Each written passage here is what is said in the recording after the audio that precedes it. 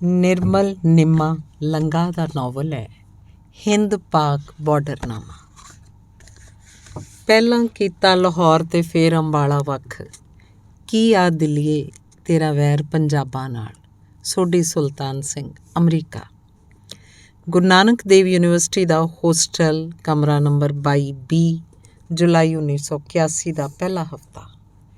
ਕਹਿਰਾਂ ਦੀ ਗਰਮੀ, ਹਰ ਚੀਜ਼ ਸੜੀ ਭੁੱਜੀ, ਫੁੱਲ ਬੂਟੇ ਕੁਮਲਾਏ ਹੋਏ, ਧੌਣਾ ਸੁੱਟੀ ਧਰਤੀ ਵੱਲ ਝੁਕੇ ਹੋਏ, ਤਪਦੀ ਮਿੱਟੀ ਤੇ ਪੜਾਸ ਮਾਰਦੇ ਗਮਲੇ, ਹਰ ਬੰਦਾ ਛਾਂ ਵੱਲ ਦੌੜਦਾ, ਪੱਖੇ ਦਾ ਸਹਾਰਾ ਟੋਲਦਾ। ਧੁੱਪ 'ਚੋਂ ਆਏ ਜਵਾਨ ਮੁੰਡੇ ਕੁੜੀਆਂ, ਸੇਬਾਂ ਵਾਂਗ ਭਖਦੇ ਚਿਹਰੇ, ਸਾਹੋ ਸਾਹੀ, ਮੁੜਕੋ ਮੁੜਕੀ, ਰੁਮਾਲਾਂ ਤੇ ਕਾਪੀਆਂ ਨਾਲ ਹਵਾ ਝੱਲਦੇ, ਕਾਲਰ ਚੁੱਕ ਕੇ ਫੂਕਾਂ ਮਾਰਦੇ। ਕੁੜੀਆਂ ਬੜੀ ਨਜ਼ਾਕਤ ਨਾਲ ਚਿਹਰੇ ਸਾਫ਼ ਕਰਦੀਆਂ, ਮੇਕਅਪ ਦੇ ਲੈ ਜਾਣ ਡਰੋਂ। ਪਿਛਲੇ ਹਫ਼ਤੇ ਪੈੜ ਛੱਲੇ ਦੇ 2-4 ਚੰਗੇ ਛਰਾਟੇ ਪੈ ਗਏ। ਚਿਰਾਂ ਦੀ ਔੜ ਤਾਂ ਜਾਂਦੀ ਰਹੀ, ਪਰ ਚੌਮਾਸਾ ਸਗੋਂ ਭੜ ਗਿਆ। ਵੱਟ ਤੇ ਹੁੱਸੜ, ਘੜੀ ਘੜੀ ਬੁੱਲ ਸੁੱਕਦੇ ਤੇ ਗਲਾ ਖੁਸ਼ਕ ਹੁੰਦਾ। ਕੱਪੜੇ ਸਰੀਰ ਨੂੰ ਗਿਜ਼ ਗਿਜ਼ੇ ਲੱਗਦੇ, ਅਲਕ ਜਿਹੀ ਆਉਂਦੀ, ਮਨ ਖਰਾਬ ਹੁੰਦਾ। ਸਾਰੀ ਲੁਕਾਈ ਨੂੰ ਜਿਵੇਂ ਧੁੱਪ ਰੂਪੀ ਝਿਓਰੀ ਕੁੜੀ ਸੂਰਜ ਦੀ ਭੱਠੀ 'ਚ ਭੁੰਨ ਰਹੀ ਹੋਵੇ ਲੂ ਦੀ ਦਾਤਰੀ ਨਾਲ। ਅੱਜ ਹਵਾ ਵੀ ਬੰਦ ਰਹੀ, ਸਾਰਾ ਦਿਨ ਮੁੜਕੇ 'ਚ ਕੱਢਦੇ ਰਹੇ। ਹਵਾਵਾਂ ਦੇ ਕੰਧਾੜੇ ਚੜ੍ਹ ਕੇ ਬਦਲੀਆਂ ਦੀਆਂ ਡੋਲੀਆਂ ਅਸਮਾਨ ਦੇ ਵਿਹੜੇ ਲੱਥਦੀਆਂ, ਉੱਡਦੀਆਂ, ਕਲੋਲ ਕਰਦੀਆਂ। ਆਸ ਨਾਲ ਕਿਸਾਨਾਂ ਦੇ ਥੱਕੇ ਚਿਹਰਿਆਂ 'ਤੇ ਮੁਸਕਾਨ ਫੈਲਦੀ, ਖੁਸ਼ੀ ਹੁੰਦੀ। ਬਾਲ ਅਣਜਾਣੇ ਮੀਂਹ ਲਈ ਗੀਤ ਗਾਉਂਦੇ, ਤਰਲੇ ਪਾਉਂਦੇ, ਪਰ ਮੀਂਹ ਜਿਵੇਂ ਕਿਸੇ ਹਟਕ ਵਰਜ ਦਿੱਤਾ ਹੋਵੇ, ਝਕਾਨੀ ਦੇ ਕੇ ਪੱਤਰਾ ਵਾਚ ਜਾਂਦਾ। ਔੜ ਸਗੋਂ ਭੜਕਦੀ, ਟਾਟਕੇ ਲੱਗਦੇ, ਧਰਤੀ ਹੌਂਕਦੀ, ਕੜਕਦੀਆਂ ਧੁੱਪਾਂ ਅਸਹਿ ਹੋ ਜਾਂਦੀਆਂ। ਪੁਰਾ ਚੱਲਦਾ ਤਾਂ ਪੱਖੇ ਅੱਗੇ ਵੀ ਮੁੜਕਾ ਆ ਜਾਂਦਾ। ਗੁੰਮ ਸੁੰਮ ਜਿਹਾ ਮੌਸਮ। ਅਖੀਰ ਸ਼ਾਮ ਢਲੀ, ਪੁਰੇ ਦੀ ਪੌਣ ਰਤਾ ਸਰਕੀ, ਝੁਲਸੇ ਤੇ ਹੁੱਸੜ ਮਾਰੇ ਸਰੀਰਾਂ 'ਚ ਮਾਸਾ ਜਾਨ ਫਿਰੀ। ਮੈਂ ਲਾਇਬ੍ਰੇਰੀ 'ਚੋਂ ਆਪਣਾ ਕੰਮ ਸਮੇਟਿਆ, ਕਾਗਜ਼ ਇਕੱਠੇ ਕਰਕੇ ਫਾਈਲ ਕੱਚ 'ਚ ਦੇ ਲਈ। ਅੰਦਰ ਪੱਖੇ ਚੱਲਦੇ, ਪਰ ਕਿਤਾਬਾਂ 'ਚੋਂ ਸੇਕ ਨਿਕਲਦਾ। ਮੈਂ ਤੇ ਮੇਰਾ ਜਮਾਤੀ ਅਮਰਜੀਤ ਆਸਲ ਹੇਠਾਂ ਫਸਟ ਫਲੋਰ 'ਤੇ ਆਏ। ਕੈਂਟੀਨ 'ਤੇ ਬੈਠੇ ਸੁਰਿੰਦਰ ਮੰਡ ਨੂੰ ਜ਼ਬਰੀ ਤੋਰ ਲਿਆ ਆਪਣੇ ਨਾਲ। ਗਰਮੀ ਨਾਲ ਹਾਹਾਕਾਰ ਮਚੀ ਹੋਈ, ਤਪਸ਼ ਮਾਰਦੀਆਂ ਲੁੱਕ ਬਜਰੀ ਦੀਆਂ ਸੜਕਾਂ, ਪਿਘਲੀ ਹੋਈ ਲੁੱਕ 'ਚੋਂ ਉੱਡਦੀ ਤਿੱਖੀ ਕੌੜੀ ਹਵਾੜ, ਚਾਰ ਚੁਫੇਰੇ ਪੱਠ ਤਪਦੇ। ਪੱਛਮ ਵਿੱਚ ਬੱਦਲਾਂ ਦੇ ਟੋਟੇ ਓਹਲੇ ਛਿਪਦੇ ਸੂਰਜ ਦੀਆਂ ਆਖਰੀ ਸੁਨਹਿਰੀ ਕਿਰਨਾਂ ਸਾਡੇ ਥੱਕੇ ਚਿਹਰਿਆਂ 'ਤੇ ਪਈਆਂ। ਉੱਡਦੀਆਂ ਘਟਾਵਾਂ ਦੀਆਂ ਕਿਨਾਰੀਆਂ ਨੂੰ ਜਿਵੇਂ ਅੱਗ ਲੱਗ ਗਈ ਹੋਵੇ। ਅੱਖਾਂ ਚੁੰਧਿਆ ਗਈਆਂ। ਹੋਸਟਲ ਤੱਕ ਸਾਹਿਤ ਬਾਰੇ ਚਰਚਾ ਕਰਦੇ ਗਏ। ਗੇਟ ਤੋਂ ਮੰਡ A ਬਲਾਕ ਵੱਲ ਚਲਾ ਗਿਆ। ਆਸਲ 20B 'ਚ ਜਾ ਵੜਿਆ।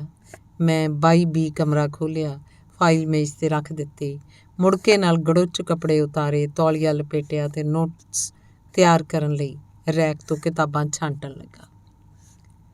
ਪੱਖੇ ਦੀ ਗਰਮ ਹਵਾ ਨਾਲ ਸਗੋਂ ਦਮ ਘੁੱਟਦਾ, ਗਰਮੀ, ਤਪਸ਼ ਤੇ ਲੂ ਦਾ ਸੁਮੇਲ। ਸੋਚਿਆ ਮੁੜਕਾ ਸੁੱਕੂ ਤਾਂ ਨਹਾ ਲਓ। MA 'ਚ ਕੁਦਰਤੀ ਸਾਡੀ ਤਿੱਕੜੀ ਇਕੱਠੀ ਹੋ ਗਈ, ਤਿੰਨੇ ਸਿਆਸਤ ਨਾਲ ਜੁੜੇ ਹੋਏ। ਮੈਂ Punjab students union Gurdaspur, Amarjit Asal all India student federation of India ਤੇ doctor Surinder Mand student federation of India ਦੇ ਜ਼ਿਲ੍ਹਾ ਸਕੱਤਰ ਸਾਂ। ਉਹ ਦੋਵੇਂ ਅੰਮ੍ਰਿਤਸਰੀਏ, ਪੱਟੀ ਖੇਤਰ ਦੇ, ਬੜੇ ਖੜਕੂ ਤੇ ਜੋਸ਼ੀਲੇ। ਮੇਰੇ ਤੇ ਆਸਲ ਦੇ ਕਮਰੇ ਦੀ ਕੰਧ ਸਾਂਝੀ। ਸੁਰਿੰਦਰ ਮੰਡ PhD ਕਰਕੇ ਅੱਜ ਕੱਲ੍ਹ ਗੌਰਮੈਂਟ ਕਾਲਜ ਤਲਵਾੜੇ ਪ੍ਰੋਫੈਸਰ ਲੱਗਾ ਹੋਇਆ। ਆਸਲ ਭਾਰਤੀ ਕਮਿਊਨਿਸਟ ਪਾਰਟੀ ਅੰਮ੍ਰਿਤਸਰ ਦਾ ਸਕੱਤਰ ਹੈ। ਅਚਾਨਕ ਦਰਵਾਜ਼ਾ ਖੜਕਿਆ। ਸੋਚਿਆ ਆਸਲ ਜਾਂ ਮੰਡ ਹੋਣਾ।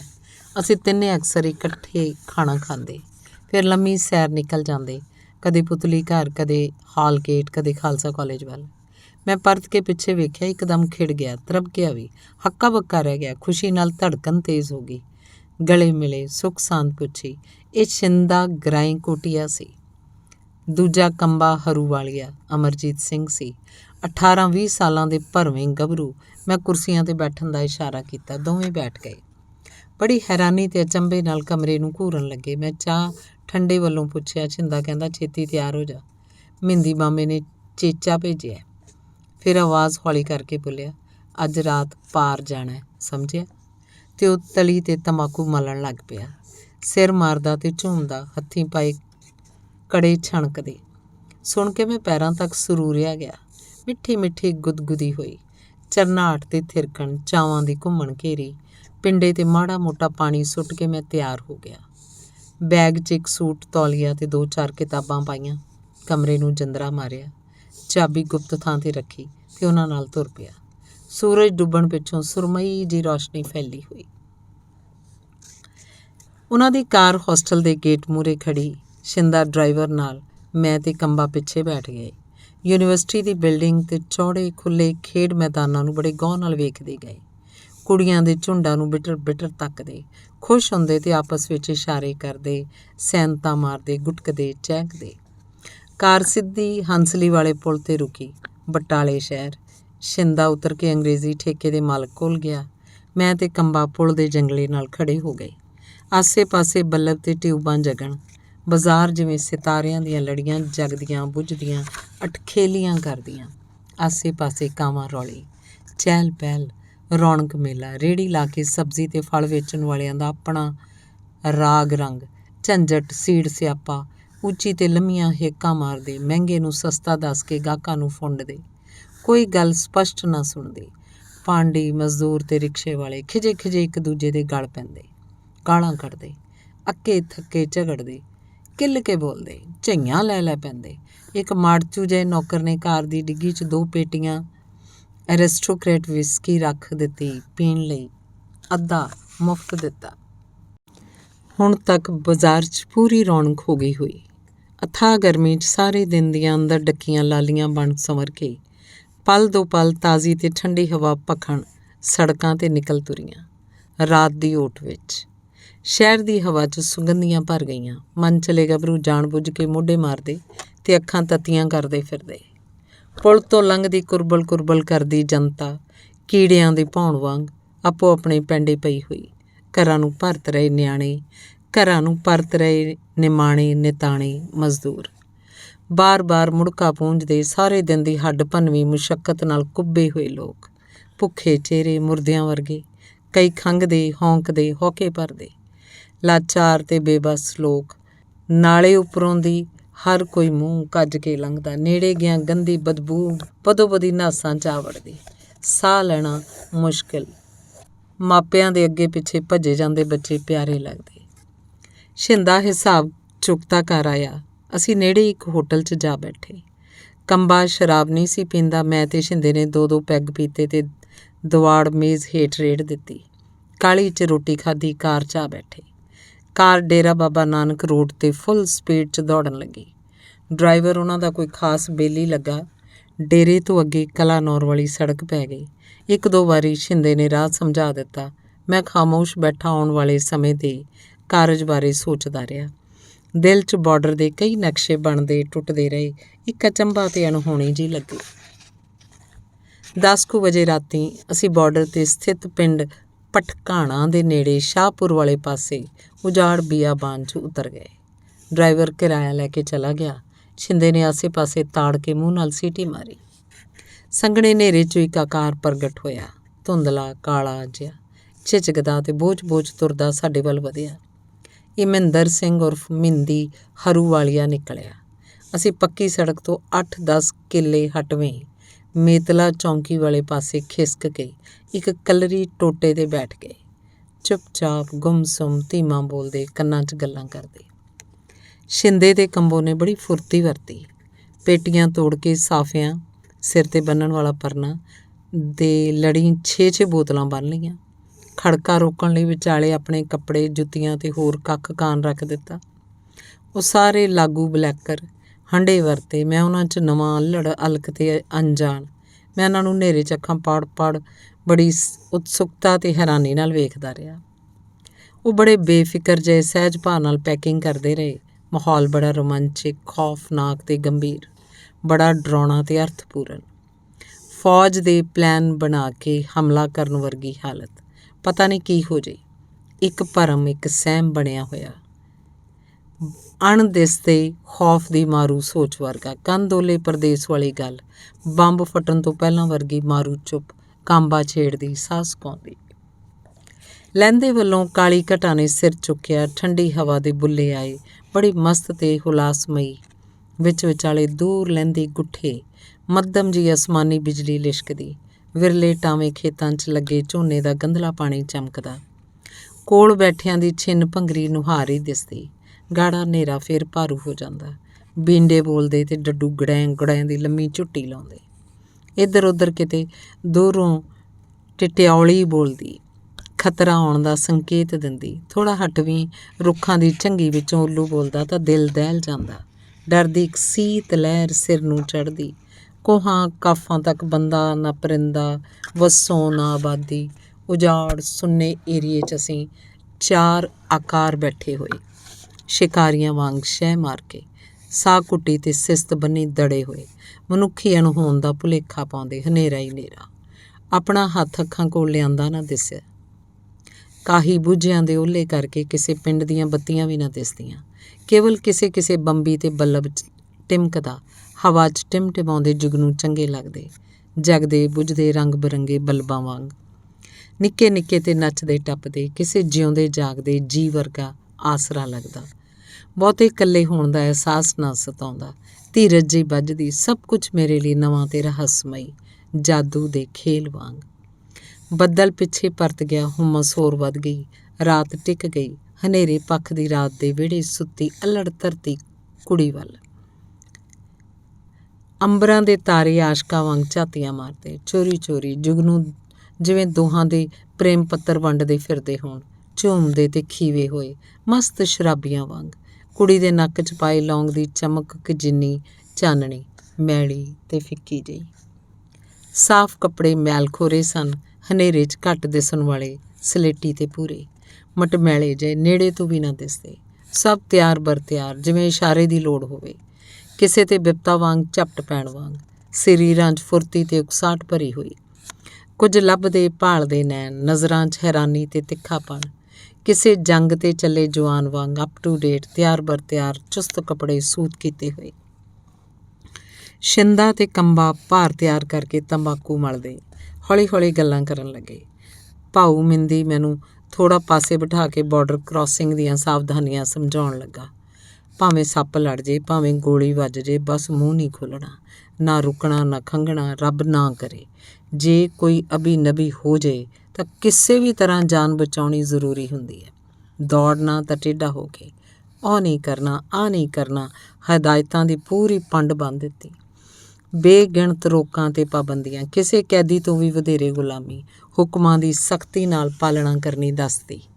ਬੁੜ ਕਰੀ ਗਿਆ ਨਸ਼ੇ ਦੀ ਲੋਰ 'ਚ। ਇਹ ਸਮਝ ਨਾ ਆਵੇ ਮਿੰਦੀ ਮੈਨੂੰ ਮੁਸ਼ਕਿਲਾਂ ਨੂੰ ਹੱਲ ਕਰਨ ਦੇ ਢੰਗ ਦੱਸ ਰਿਹਾ ਜਾਂ ਡਰਾ ਰਿਹਾ। ਮਿੰਦੀ ਨੇ ਅਸਮਾਨ ਵੱਲ ਨੀਝ ਨਾਲ ਤੱਕਿਆ। ਤਾਰਿਆਂ ਦੀ ਦਿਸ਼ਾ ਤੋਂ ਸਮੇਂ ਦਾ ਅੰਦਾਜ਼ਾ ਲਾ ਕੇ ਉਸ ਤੁਰਨ ਲਈ ਹੁਕਮ ਚਾੜ ਦਿੱਤਾ। ਜੇਬ 'ਚੋਂ ਮੋਮੀ ਕਾਗਜ਼ ਕੱਢਿਆ, ਅਫੀਮ ਦੀ ਗੋਲੀ ਵਲੀ ਤੇ ਟੋਏ ਦੇ ਪਾਣੀ ਨਾਲ ਨਿਗਲ ਲਈ। ਸਾਰਿਆਂ ਨੂੰ ਕੋਲ ਬਿਠਾਇਆ, ਧੀਮੀ ਆਵਾਜ਼ 'ਚ ਅਗਲਾ ਪ੍ਰੋਗਰਾਮ ਤੈਅ ਕੀਤਾ ਤੇ ਰੱਬ ਦਾ ਨਾਂ ਲੈ ਕੇ ਚੱਲ ਪਏ ਮੌਤ ਰੂਪੀ ਤੁੱਸੀ ਵੱਲ, ਬਾਰਡਰ ਦੀ ਲਾਲ ਰੇਖਾ ਨੂੰ ਕ੍ਰਾਸ ਕਰਨ। ਪਲ ਦੀ ਪਲ ਬੜਾ ਅਜੀਬ ਲੱਗਾ। ਮਨ 'ਚ ਇੱਕ ਧੁੜਕੂ, ਪਤਾ ਨਹੀਂ ਕੀ ਹੋ ਜੇ ਨਾਕੇ ਵਾਲੇ ਜਾਗ ਪਏ, ਗੋਲੀ ਚੱਲ ਗਈ, ਫੜੇ ਗਏ, ਮਾਰੇ ਗਏ। ਮੈਂ ਕੰਬਿਆ। ਅਨੇਕਾਂ ਭਿਆਨਕ ਵਿਚਾਰ ਦਿਮਾਗ 'ਚ ਗੁੱਥਮ ਗੁੱਥਾ ਹੋਣ ਲੱਗੇ। ਦਿਲ 'ਤੇ ਵੀ ਛਾ ਗਏ। ਦੋ ਚਿੱਤੀ ਜਿਹੀ ਪਾਰ ਲੱਗਣ ਨਾ ਲੱਗਣ ਦੀ ਗੁੰਝਲਦਾਰ ਅਵਸਥਾ ਬਣੀ ਹੋਈ। ਪਤਾ ਹੁੰਦਿਆਂ ਵੀ ਮੌਤ ਨੂੰ ਮਿਲਣ ਤੁਰ ਪਏ। ਫਿਰ ਝਟਕੇ ਵਾਂਗ ਖਿਆਲ ਉੱਭਰਿਆ ਭਈ ਸੋਚਣ ਦਾ ਹੁਣ ਮੌਕਾ ਨਹੀਂ ਰਿਹਾ। ਹੁਣ ਤਾਂ ਆਰ ਜਾਂ ਪਾਰ, ਸਿੱਧੇ ਹੋ ਕੇ ਸੀਸ ਦੇਣਾ ਪੈਣਾ। ਸਾਰੇ ਭੈੜੇ ਤੇ ਬਦਸ਼ਗਨੇ ਖਿਆਲਾਂ ਨੂੰ ਮੈਂ ਤਾੜ ਦਿੱਤਾ, ਦਿਮਾਗ 'ਚੋਂ ਕੱਢ ਦਿੱਤਾ। ਨਾਲ ਤੁਰਿਆ ਗਿਆ, ਮੁੱਠਾ ਮੀਚ ਕੇ ਕਚੀਚੀ ਵੱਟ ਗਏ। ਉਹਨਾਂ ਅਤ ਗੰਭੀਰ ਤੇ ਖੌਫਨਾਕ ਪਲਾਂ ਦੌਰਾਨ ਮਿੰਦੀ ਦੇ ਹੱਥ ਸਾਡੀ ਮੌਤ ਦੀ ਡੋਰ ਸੀ। ਚਾਵੇ ਤੁਣਕਾ ਮਾਰੇ, ਪਲਾਂ 'ਚ ਸਭ ਕੁਝ ਮਲੀਆ ਮੇਟ ਹੋ ਜਾਏ, ਬਗਾਨੇ ਪੁੱਤ ਅੱਖ ਨਾ ਫਰਕਣ ਦੇਣ ਤੇ ਭਾਂਬੜ ਮੱਚਣ, ਪਰਲੋ ਆ ਜਾਏ। ਗੋਲੀਆਂ ਹਵਾਵਾਂ ਦੇ ਸੀਨੇ ਛਲਣੀ ਕਰੀ ਜਾਣ, ਮੌਤ ਦਾ ਝੱਖੜ ਝੁੱਲ ਜੇ, ਸਾਡੀ ਹਸਤੀ ਸਦਾ ਸਦਾ ਲਈ ਰਾਖ ਬਣ ਜੇ। ਉਹ ਘੋੜੇ ਵਾਂਗ ਅੱਗੇ ਲੱਗ ਤੁਰਿਆ। ਡਬਲ ਮਾਵੇ ਨੇ ਮੜਚੂ ਜਿਹੇ ਸਰੀਰ 'ਚ ਕਹਿਰਾਂ ਦੀ ਫੁਰਤੀ ਭਰ ਦਿੱਤੀ। ਉਹ ਹਨੇਰੇ 'ਚ ਰਾਹ ਟੋਲਦਾ ਬਾਂਦਰ ਵਾਂਗ ਟਪੂਸੀਆਂ ਮਾਰਦਾ ਸਾਡਾ ਸੂਤਰਧਾਰ ਬਣ ਬੈਠਾ, ਲੱਗਾ ਪੁਤਲੀਆਂ ਵਾਂਗ ਨਚਾਉਣ। ਉਹ ਸਾਡਾ ਰਾਹ ਦਸੇਰਾ ਹੀ ਨਹੀਂ, ਸੁਰੱਖਿਆ ਦਾ ਮੁਜੱਸਮਾ ਵੀ ਹੈ। ਆਪਣੇ ਭਲੇ ਲਈ ਉਹਦਾ ਕਹਿਣਾ ਮੰਨਣਾ ਬੜਾ ਲਾਜ਼ਮੀ ਹੈ, ਜ਼ਰੂਰੀ ਹੈ। ਅਸੀਂ ਉਸ ਪਿੱਛੇ ਚੱਲਦੇ ਗਏ, ਹੌਲੀ ਤੇ ਦੱਬੇ ਪੈਰੀ, ਜਿਵੇਂ ਪੈਰਾਂ ਦੀ ਠੋਕਰ ਨਾਲ ਧਰਤੀ ਕੁੜੀ ਦੀ ਕੱਚੀ ਨੀਂਦ ਖੁੱਲ੍ਹ ਜਾਣੀ ਹੋਵੇ। ਉਹਦੇ ਪਾਸਾ ਪਰਤਿਆਂ ਪਰਲੋ ਆ ਜਾਣੀ ਹੋਵੇ। ਮਿੰਦੀ ਮੈਨੂੰ ਬਹਾ ਕੇ ਕਾਫੀ ਦੂਰ ਅੱਗੇ ਨਿਕਲ ਜਾਂਦਾ, ਤਸੱਲੀ ਕਰਕੇ ਮੁੜਦਾ ਤੇ ਤੁਰਨ ਦਾ ਸੰਕੇਤ ਕਰ ਦਿੰਦਾ। ਹਨੇਰੇ 'ਚ ਆਪਣੇ ਤੋਂ ਅਗਲਾ ਸਾਥੀ ਵੀ ਨਾ ਦਿਸਦਾ। ਪੈਰਾਂ ਦੀ ਹਲਕੀ ਜਿਹੀ ਆਹਟ ਤੇ ਧਮਕ ਪਿੱਛੇ ਤੁਰੇ ਜਾਂਦੇ। ਥੋੜ੍ਹਾ ਤੁਰਦੇ, ਥੋੜ੍ਹਾ ਰੁਕਦੇ ਮਿੰਦੀ ਸਾਨੂੰ ਹੌਲੀ ਹੌਲੀ ਬਾਰਡਰ ਵੱਲ ਖਿਸਕਾਉਂਦਾ ਗਿਆ। ਮੱਠੀ ਪਰ ਤਿੱਖੀ ਤੋਰੇ ਸਰਕਾਉਂਦਾ ਗਿਆ। ਬੜਾ ਸੰਭਲ ਕੇ ਹੱਦ ਹਦੂਦ ਅੰਦਰ ਤਿਲਕਾਉਂਦਾ ਗਿਆ। ਪੈਂਖੜ ਪਾਏ ਡੰਗਰ ਦਾ ਜਿਵੇਂ ਥੋੜ੍ਹਾ ਥੋੜ੍ਹਾ ਰੱਸਾ ਛੱਡੀਦਾ, ਇੱਕ ਖਾਸ ਹੱਦ ਅੰਦਰ ਪੈਰਾਂ ਹੇਠ ਤੀਲਾ ਵੀ ਟੁੱਟਦਾ ਤਾਂ ਜਾਨ ਮੁੱਠ 'ਚ ਆ ਜਾਂਦੀ। ਦੂਰੋਂ ਕਿਸੇ ਪਿੰਡੋਂ ਕੁੱਤਿਆਂ ਦੇ ਭੌਂਕਣ ਦੀ ਆਵਾਜ਼ 'ਤੇ ਤਰਬਕ ਜਾਂਦੇ। ਕੋਈ ਤਿੱਤਰ ਬਟੇਰਾ ਪੈਰਾਂ ਹੇਠੋਂ ਫਰਰ ਕਰਕੇ ਉੱਡਦਾ ਤਾਂ ਸਾਹ ਸੂਤਿਆ ਜਾਂਦਾ। ਨੰਗੇ ਪੈਰਾਂ 'ਚ ਕਿੱਲਾਂ ਵਾਂਗ ਖੁੱਭਦੇ ਦੱਬਦੇ ਕੰਡੇ। ਕਿਸੇ ਪਾਸਿਓਂ ਕਿਸੇ ਸਮੇਂ ਵੀ ਛਾਤੀ ਜਾਂ ਵੱਖੀ 'ਚ ਗੋਲੀ ਵੱਜ ਜਾਣ ਦਾ ਅਹਿਸਾਸ ਕੀਤਿਆਂ ਹੀ ਚੰਗੇ ਭਲੇ ਆਦਮੀ ਦੇ ਹੋਸ਼ ਉੱਡ ਜਾਂਦੇ ਆ। ਸੁੱਧ ਬੁੱਧ ਨਹੀਂ ਰਹਿੰਦੀ ਕੋਈ ਵੀ। ਮੌਤ ਦਨ ਦਨਾਉਂਦੀ ਫਿਰਦੀ ਹੈ, ਹਰ ਜ਼ਰ੍ਰੇ 'ਚ ਛਿਪੀ ਹੋਈ, ਗੈਸ ਚੈਂਬਰ 'ਚ ਘੁੰਮਣ ਵਾਂਗ। ਅਸੀਂ ਐਨ ਗੋਲੀਆਂ ਦੀ ਮਾਰ ਹੇਠ ਤੁਰੇ ਗਏ, ਅੰਦਰੋਂ ਡਰਦੇ ਵੀ, ਨਿਰੀ ਮੌਤ ਨਾਲ ਪੱਗ ਵਟਾਈ, ਅੱਡੋ ਫਾਹੀ। ਕਿਸੇ ਕਾਰਨ ਕੋਈ ਅੰਗ ਟੁੱਟ ਭੱਜ ਜਾਏ, ਸਰਹੱਦ ਦੇ ਪਰਵਾਹ ਨਹੀਂ ਕੀਤੀ ਜਾਂਦੀ। ਕਿੰਨਾ ਵੀ ਪਿਆਰਾ ਸਾਥੀ, ਰਿਸ਼ਤੇਦਾਰ ਜਾਂ ਸਕਾ ਭਰਾ ਵੀ ਬਾਰਡਰ 'ਤੇ ਕਿਉਂ ਨਾ ਮਾਰਿਆ ਜਾਏ, ਤੁਸੀਂ ਉਸ ਕੋਲ ਇੱਕ ਛਿਣ ਨਹੀਂ ਰੁਕ ਸਕਦੇ, ਆਪਣੀ ਮੌਤ ਖੁਦ ਨਹੀਂ ਸੇੜ ਸਕਦੇ। ਨੋ ਮੈਨਸ ਲੈਂਡ ਕਦੇ ਕਿਸੇ ਦੀ ਯਾਰ ਨਹੀਂ ਬਣੀ। ਤੁਹਾਨੂੰ ਆਪਣੇ ਹੀ ਖੂਨ ਨੂੰ ਕਤਲ ਹੁੰਦਾ ਵੇਖ ਕੇ ਜਰਨਾ ਪੈਂਦਾ ਹੈ, ਹਿੱਕ 'ਤੇ ਪੱਥਰ ਰੱਖਣਾ ਪੈਂਦਾ ਹੈ। ਮਨੁੱਖੀ ਜਜ਼ਬਾਤ, ਭਾਵਨਾਵਾਂ ਅਤੇ ਪਿਆਰ ਦਾ ਕੋਈ ਵਾਸਤਾ ਨਹੀਂ ਇਸ ਧੰਦੇ ਨਾਲ।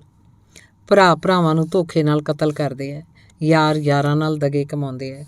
ਗੜੇ ਪੈਣ ਜਾਂ ਮੀਂਹ ਝੱਖੜ ਹੋਵੇ, ਰਾਵੀ ਠਾਠਾ ਮਾਰਦਾ ਹੋਵੇ ਜਾਂ ਗੋਲੀ ਚੱਲਦੀ ਹੋਵੇ, ਸਰਹੱਦ 'ਤੇ ਕੇਵਲ ਇੱਕੋ ਸਿਧਾਂਤ ਹੀ ਲਾਗੂ ਹੁੰਦਾ ਹੈ, ਇਮਾਨਦਾਰੀ ਨਾਲ ਮਾਲ ਟਿਕਾਣੇ 'ਤੇ ਲਾਉਣਾ, ਆਖਰੀ ਸਾਹ ਤੱਕ ਕੋਸ਼ਿਸ਼ ਕਰਨੀ, ਔਖੇ ਸਮੇਂ ਦਿਲ ਨਾ ਛੱਡਣਾ। ਜਾਨ ਜਾਵੇ ਤਾਂ ਜਾਏ, ਪਰ ਕੀਤੀ ਜ਼ੁਬਾਨ ਨਾ ਜਾਏ। ਜਦੋਂ ਸਿਧਾਂਤ ਟੁੱਟਦਾ ਹੈ, ਕੋਈ ਜ਼ਬਾਨੋਂ ਹਾਰਦਾ ਹੈ, ਬੇਈਮਾਨੀ ਕਰਦਾ ਹੈ, ਲੋਭੀ ਲਾਲਚ ਬਣਦਾ ਹੈ, ਉਦੋਂ ਫਿਰ ਗੋਲੀ ਚੱਲਦੀ ਹੈ। ਮੌਤ ਆਣ ਘੇਰਦੀ ਹੈ। ਬਾਰਡਰ ਦੀ ਗਲਤੀ ਕਦੇ ਮਾਫ਼ ਨਹੀਂ ਹੁੰਦੀ, ਘੱਟ ਵੱਧ ਨਹੀਂ ਹੁੰਦੀ, ਬਸ ਸਿੱਧੀ ਮੌਤ। ਇੱਧਰ ਗਲਤੀ, ਉੱਧਰ ਸਜ਼ਾ, ਬਿਜਲੀ ਦੇ ਕਰੰਟ ਵਾਂਗੂ। 2 ਦਹਾਕੇ ਤੋਂ ਵੱਧ ਸਮਾਂ ਇਸ ਧੰਦੇ 'ਚ ਹੰਢਿਆ ਵਰਤਿਆ ਮਿੰਦੀ ਇਸ ਸਮੇਂ ਪੂਰੀ ਫੁਰਤੀ ਨਾਲ ਵਗ ਰਿਹਾ ਹੈ, ਬੜਾ ਜਲਾਅ ਅਤੇ ਉਤਸ਼ਾਹ ਨਾਲ। ਇਸ ਏਰੀਏ ਦੇ ਚੱਪੇ ਚੱਪੇ ਤੋਂ ਜਾਣੂ ਹੈ, ਹਰ ਰਾਹ 'ਤੇ ਵੱਟ ਬੰਨਾ ਉਹਨੂੰ ਪਛਾਣਦਾ ਹੈ। ਇਹਨਾਂ ਰਾਹਾਂ 'ਤੇ ਜੰਮਿਆਂ 'ਤੇ ਜਵਾਨ ਹੋਇਆ, ਇਸ ਪੰਧ ਤੋਂ ਗੁਜ਼ਰਦਿਆਂ ਇੱਕ ਯੁੱਗ ਬੀਤ ਚੱਲਿਆ। ਮਾਂ ਦਾ ਰੀਝਾਂ ਨਾਲ ਪਾਲਿਆ ਭਰ ਜਵਾਨ ਮਿੰਦੀ ਇਸ ਬੇਲੇ ਦੀ ਧੂੜ 'ਚ ਅਜਿਹਾ ਗਵਾਚਿਆ ਕਿ ਮੁੜ ਜ਼ਿੰਦਗੀ ਦਾ ਕੰਢਾ ਹੱਥ ਨਹੀਂ ਆਇਆ। ਇਹਨਾਂ ਰਾਹਾਂ ਦੇ ਡੁੰਮਾਂ ਵਿੱਚ ਡੁੱਬੀਆਂ ਯਾਦਾਂ ਮਨ ਦੇ ਹਨੇਰਿਆਂ 'ਚ ਭਟਕ ਗਈਆਂ, ਗੁੰਮ ਗਈਆਂ। ਜ਼ਿੰਦਗੀ ਦੇ ਚਾਨਣ ਨੂੰ ਉਘੜੇ ਦੁਗੜੇ ਰਾਹਾਂ 'ਤੇ ਹਨੇਰਿਆਂ ਨਾਲ ਫਾਹਾ ਲੈ ਲਿਆ। ਕਦੇ ਰਾਹਾਂ 'ਤੇ ਵੀ ਕਿਸੇ ਦੀ ਮਾਲਕੀ ਹੋਈ ਹੈ ਭਲਾ? ਆਦਮੀ ਮੰਜ਼ਿਲਾਂ ਨੂੰ ਪਾਉਣ ਲਈ ਹਮੇਸ਼ਾ ਨਵੇਂ ਨਵੇਂ ਰਾਹ ਦੀ ਭਾਲ ਕਰਦਾ ਰਿਹਾ, ਢਾਹ ਕੇ ਪੁਰਾਣੇ ਬਣਾਉਂਦਾ ਰਿਹਾ। ਫਿਰ ਲੋੜਵੰਦ ਤੇ ਗਰਜ਼ੀ ਹੋਣ ਕਰਕੇ ਰਾਹ ਸ਼ਾਹ ਸਵਾਰ ਹੁੰਦੇ ਆ, ਸੋਚਾਂ ਵਾਂਗ ਕਰੋੜਾਂ ਜੂਹਾਂ ਨੂੰ ਜਾਂਦੇ, ਕੋਈ ਥਾਂ ਨਹੀਂ, ਹਾਥ ਨਹੀਂ। ਮੇਰਾ ਸਾਹ ਧੌਂਕਣੀ ਵਾਂਗ ਚੱਲਣ ਲੱਗਾ। ਤਾਜ਼ੇ ਕੀਤੇ ਕੱਦੂ ਦੀ ਪੈਲੀ ਮੈਂ ਮਸੀਂ ਪਾਰ ਕੀਤੀ। ਮੈਂ ਤਾਂ ਕਦੇ ਖੁੱਲ੍ਹਾ ਡੰਗਰ ਨਹੀਂ ਸੀ ਬੱਧਾ। ਹਾਂ, ਨਕਸਲੀ ਹੋਣ ਕਾਰਨ ਹੱਠ, ਉਤਸ਼ਾਹ ਤੇ ਸਬਰ ਕਹਿਰਾਂਦਾ ਸੀ। ਇਸੇ ਜੋਸ਼ 'ਚ ਅੰਨਾ ਮੌਤ ਨਾਲ ਖੇਡਣ ਲੱਗਾ। ਮੇਰੀ ਰੂਹ ਨੇ ਵੰਗਾਰਿਆ, ਰੀਝ ਨੇ ਅੰਗੜਾਈ ਲਈ, ਅਣਖ ਜਾਗੀ। ਮੈਂ ਹੋਰ ਜੋਸ਼ 'ਚ ਆ ਗਿਆ। ਆਪਣਾ ਉਦੇਸ਼ ਤੇ ਲਿਲ ਪੂਰੀ ਕਰਨ ਲਈ ਔਖੇ ਤੋਂ ਔਖਾ ਪੈਂਡਾ ਝਾਗ ਲੈਣ ਦਾ ਪੱਕਾ ਫੈਸਲਾ ਕਰ ਚੁੱਕਾ ਸੀ। ਦਿਲ ਤੇ ਦਿਮਾਗ ਨੂੰ ਸਮਝਾ ਲਿਆ ਸੀ। ਸੋਚਦਾ ਇੱਕ ਵਾਰ ਪਾਕਿਸਤਾਨ ਵੇਖ ਲਵਾਂ, ਫੇਰ ਭਾਵੇਂ ਕੋਈ ਫਾਂਸੀ ਲਾ ਦੇ। ਵਿੱਚ ਵਾਰ ਆ ਜਾਂਦੀ ਪੰਮੀ ਦੀ ਯਾਦ, ਉਹਦਾ ਹੱਸਦਾ ਗੁਲਾਬੀ ਚਿਹਰਾ ਆ ਖਲੋਂਦਾ ਸਾਹਮਣੇ। ਇਸ ਨਾਲ ਮਿਲਦੀ ਹੋਰ ਵੀ ਸ਼ਕਤੀ ਤੇ ਉਤਸ਼ਾਹ। ਨੇੜੇ ਤੇੜੇ ਪਾਣੀ ਦੀ ਕੋਈ ਆਸ ਨਹੀਂ ਸੀ। ਜੀਭ ਬਾਰ-ਬਾਰ ਬੁੱਲ੍ਹਾਂ 'ਤੇ ਜਾਵੇ, ਥਕਾਵਟ ਅੱਖਾਂ ਤੱਕ ਚੜ੍ਹੀ ਹੋਈ, ਪੈਰਾਂ ਤੱਕ ਅੱਗ ਨਿਕਲੀ ਜਾਵੇ। ਸਾਹ ਚੜ੍ਹਿਆ, ਰਗਾਂ ਫੁੱਲਦੀਆਂ। ਦੂਰ ਖੇਤਾਂ 'ਚ ਵੱਟਾਂ 'ਤੇ ਖੜ੍ਹੇ ਰੁੱਖ ਬੁੱਝੇ ਫੌਜੀ ਹੋਣ ਦਾ ਭੁਲੇਖਾ ਪਾਉਂਦੇ। ਇੱਕਦਮ ਵੇਖਿਆਂ ਤਰਾਹ ਨਿਕਲ ਜਾਂਦਾ। ਬਸ ਉਹ ਵਕਤ ਹੀ ਹੁੰਦਾ, ਮਨ ਦੀ ਮਮਟੀ ਤੇ ਸੰਭਾਵੀ ਮੌਤ ਦਾ ਦੀਵਾ ਮੱਚਦਾ। ਗੱਲ ਕੇਵਲ ਛਾਲ ਮਾਰ ਦੇਣ ਦੀ ਹੁੰਦੀ ਹੈ, ਜ਼ਰੂਰੀ ਨਹੀਂ ਹਰ ਵਾਰ ਹਾਰ ਹੋਵੇ। ਸ਼ਾਨਦਾਰ ਜਿੱਤ ਵੀ ਕਦਮ ਚੁੰਮ ਸਕਦੀ ਹੈ। ਇਹੀ ਛਾਲ ਰਾਤੋਂ ਰਾਤ ਅੰਬਰਾਂ 'ਤੇ ਪਹੁੰਚਾ ਦਿੰਦੀ ਹੈ। ਰੰਗੋਂ ਰਾਜਾਨ ਹੋ ਜਾਈਦਾ। ਜ਼ਰੂਰੀ ਨਹੀਂ ਤਾਰੂ ਹੀ ਸਦਾ ਪਾਰ ਲੱਗਣ, ਓਬੜ ਤੇ ਅਣਜਾਣ ਵੀ ਪਾਰ ਲੱਗਦੇ ਵੇਖੇ ਆ। ਗੱਲ ਵਿੱਚੋਂ ਵਿਸ਼ਵਾਸ ਦੀ ਹੁੰਦੀ ਹੈ। ਪਰਲੇ ਕੰਢੇ ਬੈਠੇ ਆਸ਼ਿਕ ਨੂੰ ਮਿਲਣ ਦੀ ਤਾਂਘ ਹੁੰਦੀ ਆ। ਆਤਮ ਵਿਸ਼ਵਾਸ ਬੜੀ ਮਾਰਕੇ ਦੀ ਸ਼ੈ ਹੈ। ਵਿਲ ਪਾਵਰ ਬਗੈਰ ਆਦਮੀ ਮਿੱਟੀ ਦੀ ਮੁੱਠ ਵੀ ਨਹੀਂ ਹੁੰਦਾ। ਅਸੀਂ ਹਰ ਕਦਮ ਬੜਾ ਸੋਚ ਸਮਝ ਕੇ ਪੁੱਟਦੇ। ਹਨੇਰੇ 'ਚ ਅੱਖਾਂ ਰਚ ਮਿਚ ਗਈਆਂ। ਨਾਕੇ ਦੀ ਜ਼ਿੰਮੇਵਾਰੀ ਮਿੰਦੀ ਕੋਲ। ਆਸਤਾ ਆਸਤਾ ਅੱਗੇ ਵੱਧਦੇ ਗਏ। ਵੱਟਾਂ ਖਾਲ ਆਡਾਂ ਟੱਪਦੇ, ਝੋਨੇ ਦੇ ਖੇਤਾਂ ਨੂੰ ਚੀਰਦੇ। ਸਮਾਂ ਜਿਵੇਂ ਰੁਕ ਗਿਆ ਹੋਵੇ। ਹੌਂਕਦੇ ਹਫ਼ਤੇ ਕਿਸੇ ਅਣਜਾਣੇ ਡਰ ਨਾਲ ਸਹਿਮੇ। ਅਸੀਂ ਦਿਓ ਕੱਦ ਲੰਮੇ ਤੇ ਸੰਘਣੇ ਸਫੈਦਿਆਂ ਵਿੱਚ ਲੁਕੀ ਧੁੱਸੀ 'ਤੇ ਜਾ ਚੜ੍ਹੇ। ਦੂਰੋਂ ਤਾਂ ਮੈਂ ਇਸ ਧੁੱਸੀ ਬੰਨ੍ਹ ਨੂੰ ਦਰਜਨਾਂ ਵਾਰ ਵੇਖਦਾ ਰਿਹਾ। ਨੇੜੇ ਅੱਜ ਹੀ ਆਇਆ ਸੀ। ਸਾਹ ਸਾਵਾਂ ਕਰਨ ਲਈ ਪੈਰ ਦੱਬਿਆ, ਪਰ ਸ਼ਿੰਦੇ ਨੇ ਮੋਢਾ ਮਾਰ ਕੇ ਧੁੱਸੀ ਤੋਂ ਹੇਠਾਂ ਸੰਘਣੇ ਬੇਲੇ 'ਚ ਧੱਕ ਦਿੱਤਾ। ਉੱਚੀ ਧੁੱਸੀ ਤੋਂ ਮੈਂ ਨੀਵੇਂ ਖੱਡਿਆਂ ਵੱਲ ਰਿੜ੍ਹਿਆ। ਪੈਰ ਨਿਕਲ ਗਏ। ਡਰ ਨਾਲ ਮੇਰਾ ਤਰਾਹ ਨਿਕਲ ਗਿਆ, ਪਰ ਅਚਾਨਕ ਸਰਕੜੇ ਦੇ ਭਾਰੀ ਮੁੱਢਾਂ ਨਾਲ ਅੜ ਗਿਆ। ਬੇਲਾ, ਉਹ ਮੇਰੇ ਖੁਦਾ! ਅਸਮਾਨ ਜਿਉਂਦਾ ਘਣਾ ਸਰਕੜਾ, ਕਾਹੀ ਤੇ ਏਰਾ, ਦੱਬ, ਅੱਕਾਂ ਤੇ ਪਿਲਛੀ ਦੀਆਂ ਝਾੜੀਆਂ, ਮਲਿਆਂ ਥੋਰਾਂ ਦੇ ਕੰਢੇ। ਹਨੇਰੇ 'ਚ ਹਰ ਵਸਤੂ ਸਮਾਨ ਦਿਸਦੀ। 20 ਤਰ੍ਹਾਂ ਦੀਆਂ ਹੋਰ ਜੰਗਲੀ ਜ਼ਹਿਰੀਲੀਆਂ ਬੂਟੀਆਂ। ਕੋਈ ਡੰਡੀ ਨਾ ਪਿਆ। ਸਰਕੜੇ 'ਤੇ ਸੂਈਆਂ ਵਾਂਗ ਤਿੱਖੇ ਸਫੈਦ ਰੇਸ਼ਿਆਂ ਵਰਗੇ ਲੂੰ। ਸੇਹ ਦੇ ਤੱਕਲਿਆਂ ਵਾਂਗ ਆਕੜੇ ਹੋਏ ਸਰੀਰ ਨਾਲ ਲੱਗਦਿਆਂ ਹੀ ਕੰਡ ਬੁਰਾ ਹਾਲ ਕਰਦੀ। ਧੱਫੜ ਪੈਂਦੇ ਖੁਰਕਣ ਦਾ ਬੜਾ ਸਵਾਦ ਆਉਂਦਾ। ਇੱਧਰ ਉੱਧਰ ਭੱਜਦੇ ਸੱਪ ਤੇ ਕਿਰਲੇ, ਹੁਆਂਕਦੇ ਗਿੱਦੜ ਤੇ ਬਘਿਆੜ, ਘੁਰ-ਘੁਰ ਕਰਦੇ ਜੰਗਲੀ ਸੂਰ, ਝੁੰਡਾਂ ਦੇ ਝੁੰਡ ਜੰਗਲੀ ਬਿੱਲੇ। ਦੋਹਾਂ ਦੇਸਾਂ ਦੇ ਗੋਲੀ ਚਲਾਉਣ ਲਈ ਬੈਠੇ ਤਿਆਰ ਬਰ ਤਿਆਰ ਫੌਜੀ। ਮੌਤ ਹੀ ਮੌਤ। ਕਿਸੇ ਖਿਆਲੀ ਨਰਕ ਤੋਂ ਵੀ ਭੈੜਾ ਹਾਲ। ਨੰਗੇ ਪੈਰਾਂ 'ਚ ਬੂਥੇ ਵੱਜਣ, ਕੰਡ ਨਾਲ ਪੱਛੇ ਸਰੀਰ, ਮੁੜਕਾ ਚੀਰਾਂ ਤੇ ਤੇਜ਼ਾਬ ਵਾਂਗ ਤਿੱਖੀ ਜਲਣ ਪੈਦਾ ਕਰੇ। ਇੰਨੇ ਸੰਘਣੇ ਤੇ ਉੱਚੇ ਬੇਲੇ 'ਚ ਆਲਾ ਦੁਆਲਾ ਕਿੱਥੋਂ ਦਿਸਦਾ? ਉੱਪਰ ਵੇਖਿਆ, ਅਸਮਾਨ ਵੀ ਨਾ ਦਿਸੇ। ਬਗੈਰ ਕਿਸੇ ਹੀਲ ਹੁੱਜਤ ਦੇ ਧੌਣ ਅੱਗੇ ਨੂੰ ਝੁਕਾਈ, ਬਾਹਾਂ ਤੇ ਅਰਕਾਂ ਦਾ ਸਿਰ ਤੇ ਕੰਨਾਂ ਦੁਆਲੇ ਕੁੰਨੂ ਜਿਹਾ ਬਣਾ ਕੇ ਅੱਗੇ ਨੂੰ ਧੁੱਸ ਦੇ ਗਿਆ। ਅਜਿਹੇ ਜੰਗਲਨੁਮਾ ਬੇਲੇ 'ਚ ਆਦਮੀ ਦਿਨੇ ਵੀ ਗੁਆਚ ਸਕਦਾ। ਪਿਆਸ ਨਾਲ ਖੁਸ਼ਕ ਸੰਗ ਦੇ ਸੁੱਕਦੇ ਬੁੱਲ ਜਿਵੇਂ ਮਾਰੂਥਲ ਦੀਆਂ ਵਾਟਾਂ ਮਾਰ ਕੇ ਆਏ ਹੋਈਏ। ਪਰ ਮਨਾਂ 'ਚ ਤਾਜ਼ਗੀ, ਤਨ ਥੱਕਿਆ, ਮਨ ਹਰਿਆ। ਅਜਿਹੇ ਖਾਸ ਮੌਕੇ ਆਦਮੀ ਸਮੁੰਦਰਾਂ ਤੇ ਪਹਾੜਾਂ ਸੰਗ ਮੱਥਾ ਲਾਉਣ ਲਈ ਤਿਆਰ ਹੁੰਦਾ ਹੈ। ਮਾਰੂਥਲਾਂ 'ਚ ਭੱਜ ਜਾਣਾ ਲੋਚਦਾ ਹੈ। ਪੋਰੀ ਪੋਰੀ ਹੋਣਾ ਲੋੜਦਾ ਹੈ। ਮਨ 'ਚ ਧਾਰੇ ਮਕਸਦ ਲਈ ਕੁਰਬਾਨ ਹੋਣ ਤੱਕ ਜਾਂਦਾ ਹੈ। ਕਿਸੇ ਮਹਿਬੂਬ ਦੀ ਭਾਲ ਕਰਨ ਦੀ ਤਮੰਨਾ ਵਾਂਗ ਸਿਰਾਂ ਨਾਲ ਵਾਅਦੇ ਨਿਭਾਉਣ ਦਾ ਪਲ ਹੁੰਦਾ ਹੈ। ਜਾਨ ਜਾਵੇ ਪਰ ਸਿਦਕ ਨਹੀਂ ਜਾਣ ਦਿੱਤਾ ਜਾਂਦਾ। ਜਾਨ ਹੂਲਵੀਂ ਜਦੋਂ ਜਹਿਦ ਪਿੱਛੋਂ ਬੇਲੇ ਦਾ ਨਰਕ ਮੁੱਕਾ, ਕੜ ਟੁੱਟਾ, ਕਿਸੇ ਸਿਆਹ ਪਾਣੀ ਦੀ ਘੁੰਮਣ ਘੇਰੀ 'ਚੋਂ ਬਾਹਰ ਆ ਜਾਣ ਵਾਂਗ। ਪਤਾਲ ਦੇ ਹਨੇਰੇ 'ਚੋਂ ਜਿਵੇਂ ਕੋਈ ਤੇਜ਼ ਰੌਸ਼ਨੀ 'ਚ ਆ ਜਾਏ। ਵਿਰਲੇ ਵਾਂਝੇ ਬੁੱਝੇ ਹਵਾ ਨਾਲ ਸਰਕੇ ਤਾਜ਼ੀ ਤੇ ਠੰਡੀ ਹਵਾ ਆਈ। ਤਪੇ ਸਰੀਰਾਂ ਨੂੰ ਮਸਾਂ ਰਾਹਤ ਮਿਲੀ। ਬੇਲਾ ਮੁੱਕਾ, ਬਰੇਤਾ ਸ਼ੁਰੂ। ਰੇਤ ਹੀ ਰੇਤ, ਠੰਡੀ ਤੇ ਕੂਲੀ, ਪਰ ਤੇਜ਼ ਤੁਰਨ 'ਚ ਵੱਡੀ ਰੁਕਾਵਟ। ਤੁਰਿਆਂ ਪੱਟ ਫੁੱਲਦੇ, ਸਾਹ ਚੜ੍ਹਦਾ। ਪੁਰੇ ਦੀ ਮਸਤ ਹਵਾ ਨਾਲ ਅੱਖਾਂ ਮਿਚ ਮਿਚ ਜਾਣ। ਅਰਧ ਬੇਹੋਸ਼ ਜਿਹਾ ਹੱਠ ਕਰਕੇ ਨਾਲ ਤੁਰੀ ਗਿਆ।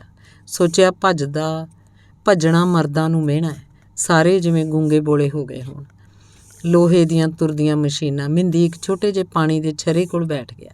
ਅਸੀਂ ਵੀ ਸਾਰੇ ਇੱਕ ਤਰ੍ਹਾਂ ਡਿੱਗੀ ਪਏ, ਹਾਲੋਂ ਬੇਹਾਲ, ਖਿਡੌਣੇ ਦੀ ਚਾਬੀ ਮੁੱਕ ਜਾਣ ਵਾਂਗ।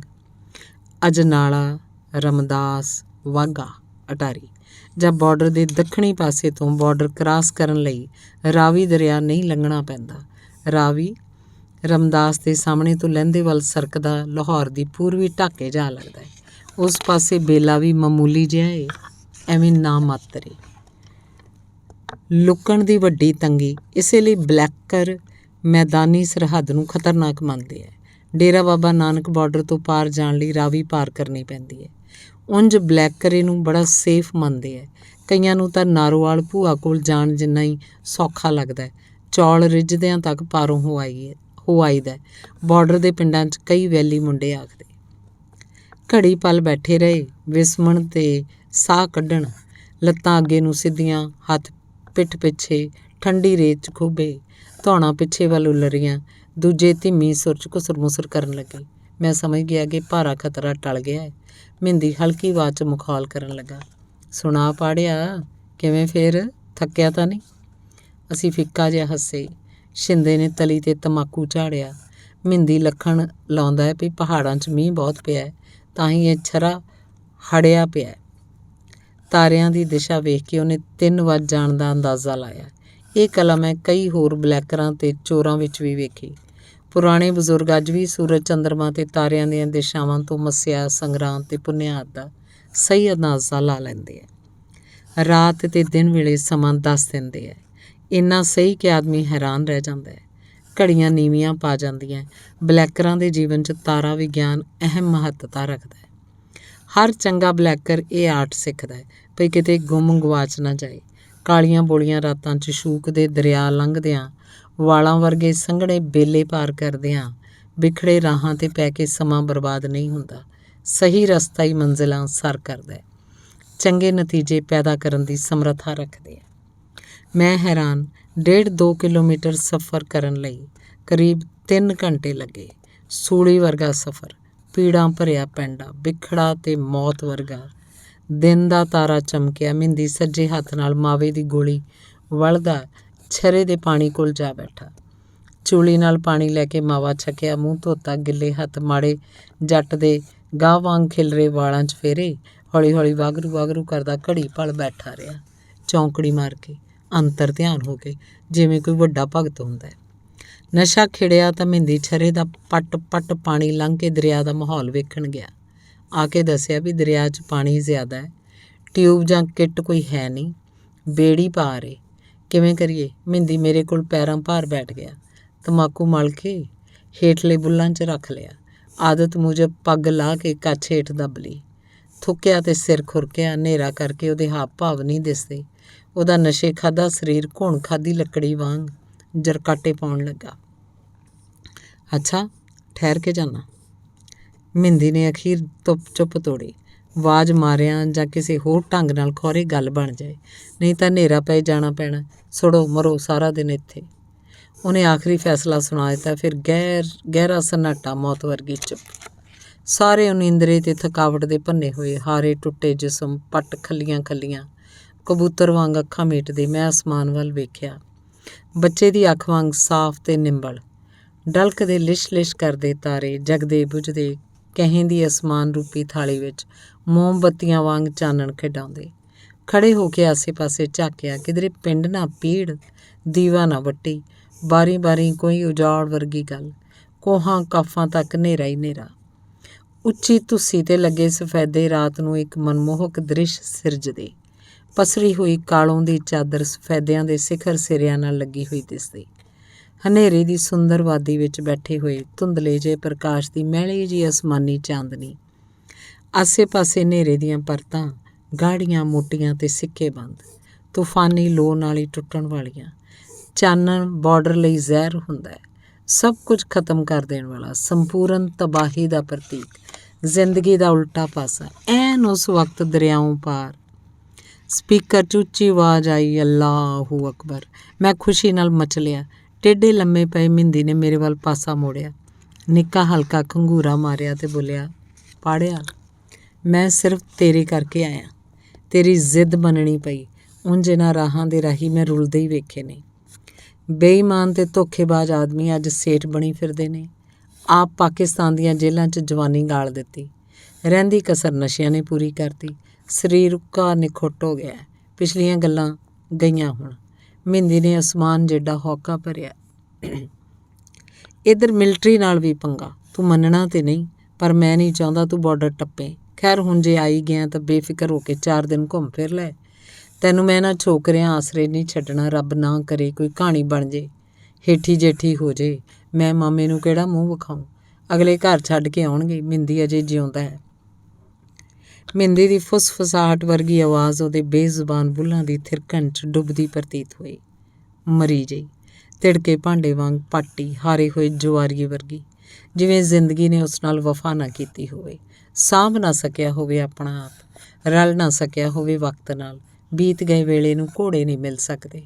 ਅਜਿਹੀ ਹਾਲਤ ਜਦੋਂ ਬੰਦਾ ਮਾਫ਼ੀ ਵੀ ਨਾ ਮੰਗ ਸਕੇ, ਹੋਏ ਨੁਕਸਾਨ 'ਤੇ ਝੂਰ ਵੀ ਨਾ ਸਕੇ। ਕਿਸੇ ਅਥਾਹ ਮਜਬੂਰ ਬੰਦੇ ਦੇ ਹੌਕੇ ਵਾਂਗ ਪਸ਼ਚਾਤਾਪ ਦੀ ਧੁੰਦ ਫੈਲਦੀ ਜਾਵੇ, ਜਿਵੇਂ ਬਚਪਨ 'ਚ ਹੀ ਕੋਈ 100ਵੇਂ ਸਾਲ 'ਚ ਪੁੱਜ ਜਾਏ। ਇੱਕ ਪਲ ਜੀ ਕੇ ਮਰ ਜਾਣ ਵਾਲਾ ਵਾਂਗ ਬੀਤੇ ਵੇਲਿਆਂ ਨੂੰ ਝੂਰਦਾ ਖੁਦ ਨੁਕਸਾਨਿਆ ਗਿਆ। ਧੰਨਵਾਦ।